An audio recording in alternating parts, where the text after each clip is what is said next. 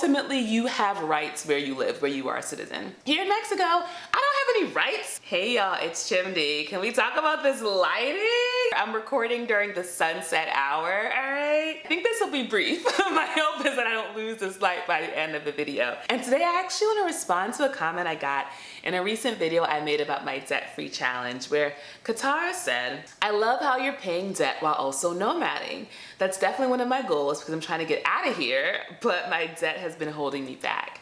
So in this video, I actually want to share 3 ways that digital nomading is actually helping me pay off my debt, because the choice to leave the United States and live here in Mexico, I'm on my 5th month here, has been actually incredibly helpful for my finances. And so if you're someone who is thinking about living that digital nomad lifestyle, but you're worried about if you can afford it, I want to offer this video to sort of counterbalance any ideas you might have about how it could affect your wallet, your finances, and your debt-free journey. The first way that being a digital nomad has helped me with my financial life is that it's helped me actually raise my standard of living. When I lived in New York, I was in my early 30s and I had 2 roommates and I was paying $850, which is pretty good for rent in New York City. I was living in Brooklyn, but that was just rent. That didn't include electricity or Wi-Fi or any of the other bills, right? And of course, I was sharing the space with 2 other people. So I'm sharing a bathroom, I'm doing a cleaning schedule, all these different things, right? I'm really grateful for that experience. I had such a fun time living in New York, but as an adult, I would never do that again. I would never, ever have roommates again. And part of it is because I live here alone in Mexico, and I understand how important it is to my mental health to have my own space. And what that means is I'm willing to do the work both emotionally and energetically so that I am a vibrational match and I'm able to receive lots and lots of money so I can actually live the lifestyle that I want. When you're in a certain environment and you're told like, oh, it's normal to have roommates, oh, it's normal to, have your rent be a certain amount of money, you don't question it. You just think that's how it is. And so I'm so grateful that I live abroad because I'm able to see, no, you can have a much higher standard of living and it can be something that you afford. The important thing for me, of course I'm physically experiencing it, and what that's helping me do, it's helping me connect to the energy of it so that I can tune in and constantly attract this type of experience. And that's another reason why I'm really grateful for nomading and being a digital nomad, is that it's helped me understand why I want to do the work to live the kind of life I have. It's given me the motivation to actually figure out, okay, what do I need to do with my finances to make sure I'm always in a position to have freedom? I shared in a video on here how at my last apartment, people keep asking, are you still in Mexico? Because I have this new background. Still in Mexico, I'm just in a different apartment. And my last apartment was great at first, but it had all of these challenges, and the final straw that broke the camel's back was all this really intense flooding that I experienced. And I was at a point when I lived there where I couldn't just snap my fingers and up and go because my financial house was not in order. So I had to live there and finish out my lease so that I could do the work to grow my savings and actually be in a position to get a new apartment and now live here.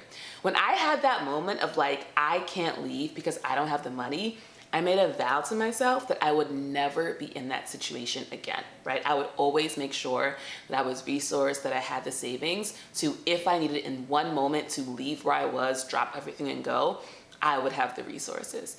And the experience of living in Mexico was especially powerful for that, because the stakes are a lot higher when you are poor in another country, right? Like if you're in your home, ultimately you have rights where you live, where you are a citizen.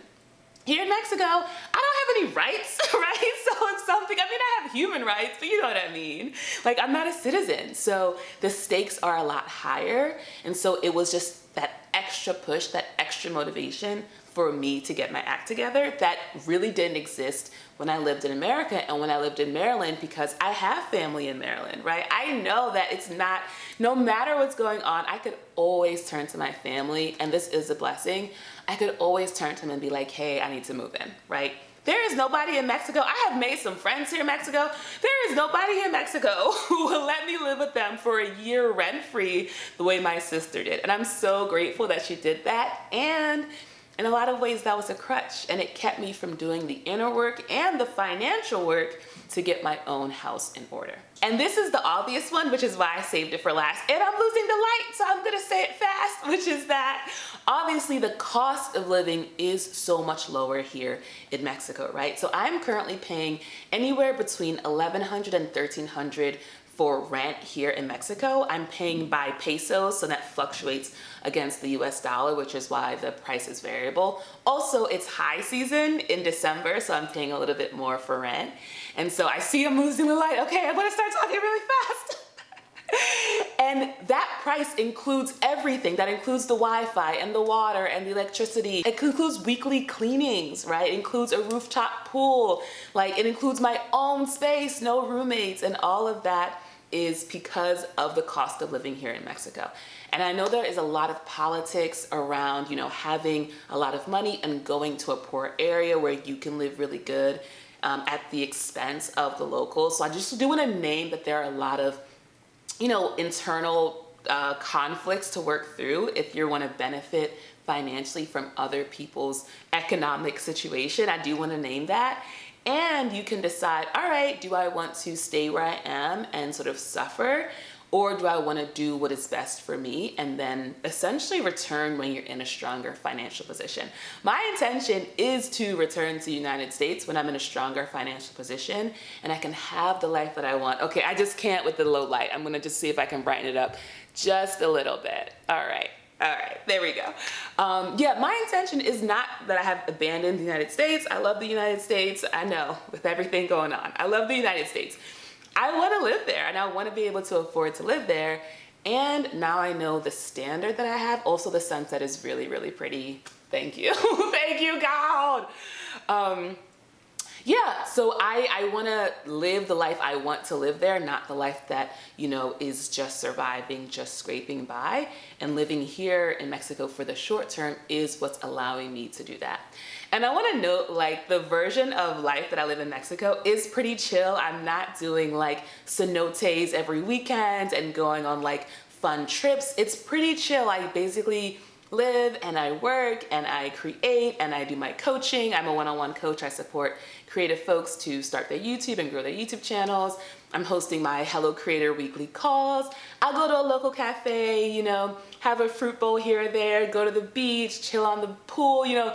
I definitely go out, but I'm pretty chill. I'm not living like a tourist running around and spending a lot of money, right? Because I'm very aware of why I'm here. So having that understanding and that intention while you're traveling also goes a long way. And I'm also traveling, you know, 5 years after I first started doing that digital nomad lifestyle, right? Where it was all these countries and every month a new country and running around and going on trips. Like, that's not where I'm at in my digital nomad journey either. Like, I'm a different person too. So I just want to name all of that, but also just really encourage you. Like, if you are using your finances as a reason to not live the life you want to live, I think in a lot of ways it just sort of reinforces the frequency of lack, right? I can't do these things because I don't have the resources. But the reality is that if you really want to do anything, and it's the same with paying off your debt, if you were really serious, you would figure out how to do it. It's just about aligning those motivations.